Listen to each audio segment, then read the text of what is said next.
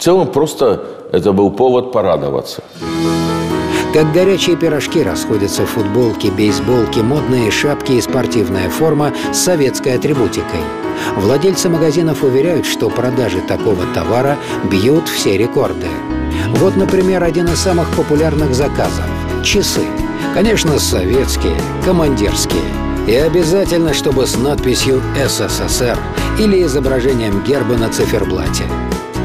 На самом деле ностальгия по Советскому Союзу, она очень многообразна. Она от собирания и уважения к советской символике. Это и попытка, скажем так, воссоздать для себя детство, когда люди там создают себе пионерские вечеринки. Это и более детальное изучение истории Советского Союза. Сейчас очень популярна вся литература об этом.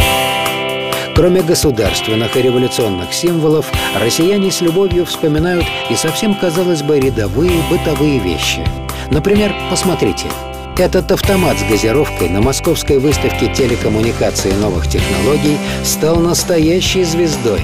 Удивительно, но аппаратом, просто наливающим воду в стаканчики и переместившимся сюда как будто из советского прошлого, посетители порой интересовались куда больше, чем некоторыми современными экспонатами.